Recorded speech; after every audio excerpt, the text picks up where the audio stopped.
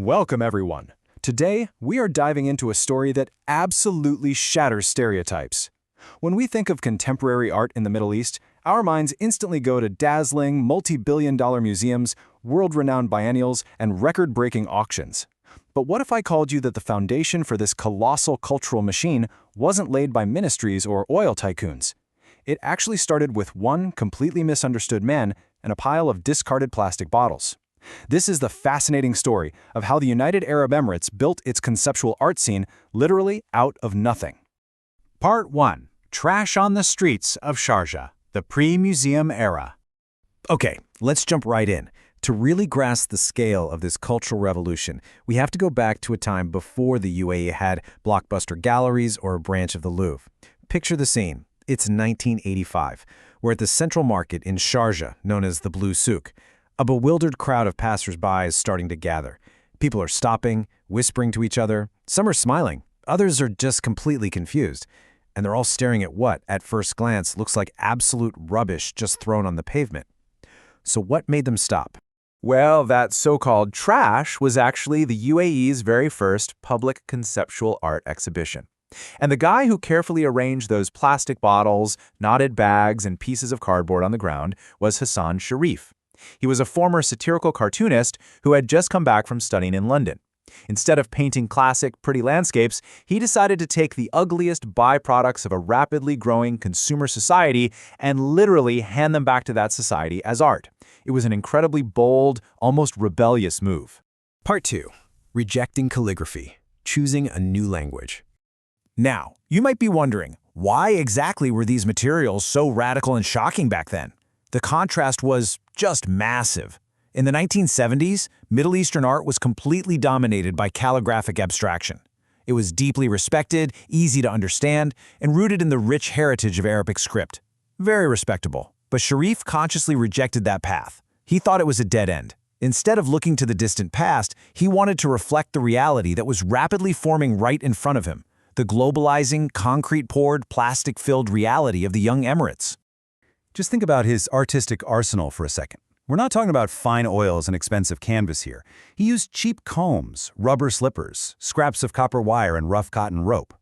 Sharif created his objects, that's literally what he called them, by building dense assemblages out of ordinary, mass-produced stuff. And why? Because he wanted to make his art stubbornly accessible to everyday Emirati audiences. You didn't need an elite art history degree to understand a bundle of tied-up slippers. He wasn't trying to flatter high society. He was having a direct conversation with regular people using the language of their everyday lives. Part 3. Hassan Sharif and The Five, a collective movement. Of course, a solo rebellion like Sharif's wasn't going to go unnoticed forever. It acted like a stone thrown into a pond, creating ripples that eventually attracted a core group of like-minded creators. This quote from Mohammed Ibrahim, one of the group's members, perfectly captures their underdog mentality. The local cultural establishment completely misunderstood their conceptualism, and critics constantly dismissed them. Imagine working in near total obscurity for decades. But they didn't give up. They leaned on each other, deliberately betting on the youth, and built something much bigger than themselves. So, who actually made up this movement? You've got Hassan Sharif, the undisputed leader and visionary. Then there's his brother, Hussain Sharif, who took these ideas into a new dimension using raw construction materials like cement and metal. Abdullah Al Saadi, who focused on poetic land art and meticulous, systematic cataloging. Mohammed Kazem, a former student of Sharif's, who became a true pioneer of video, sound, and photography in the region. And Ahmed Ibrahim, with his amazing papier-mâché experiments embedded right into the natural landscape. Fun fact, though, the name The Five actually came way later, coined in 2002 by curators at an exhibition in Aachen, Germany. The artists never called themselves that. They were just a tight-knit group of innovative spirits. Part 4. Institutions built from scratch. Now, the really crucial takeaway here is that Sharif wasn't just making art. He was incredibly strategic. He knew that individual art is super fragile. Without the infrastructure to support, preserve, and showcase it, it simply disappears. So he built it from the ground up. In 1980, he helped found the Emirates Fine Arts Society, giving artists their first legitimate space to gather and debate. By 1984, he opened the Al Marija Art Atelier. These spaces were modest, for sure, but they gave artists a solid foothold. And all that quiet, grassroots work eventually led to monumental validation, like his massive 2017 posthumous retrospective, I Am the Single Work Artist, which cemented him as a global heavyweight. A space that absolutely deserves a shout-out in this evolution is the Flying House, opened in 2008. Run by Hassan's brother, this was a vibrant, hybrid, and honestly poetic independent space. Art wasn't just hanging neatly in frames, it covered the walls, the doors, the windows, and even the trees out in the courtyard. It became the physical heartbeat of the independent scene. When international curators finally started looking at the Emirates, the Flying House provided them with a ready-made archive of decades of serious conceptual practice. It literally put Emirati conceptualists on the map. Part 5. From the Streets to Global Museums, the Institutional Inheritance.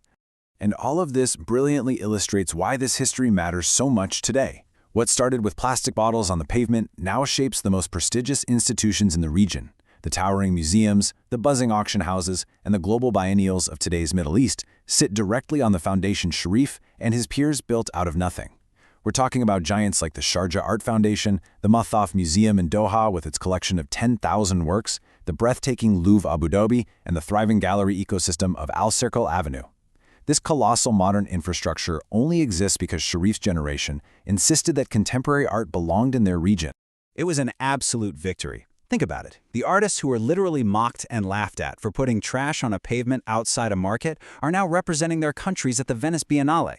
Their works hang proudly in the Centre Pompidou in Paris, the Tate Modern in London, and the Guggenheim. They proved a simple, undeniable truth to the world. Great art doesn't have to be imported. It can be forged right here, right now, out of the most unglamorous, everyday materials of life itself. The story of Hassan Sharif and the 5 challenges challenges us to look a little closer at the world. Major cultural shifts rarely start in bright, well-lit, glamorous galleries. They usually begin on the fringes, in the unglamorous, marginal spaces that everyone else is ignoring. Which leaves us with a pretty thrilling question to think about. Where is the next massive cultural movement hiding in plain sight, right now, in our everyday lives? Keep your eyes open. Thanks for joining me on this explainer, and I'll see you next time.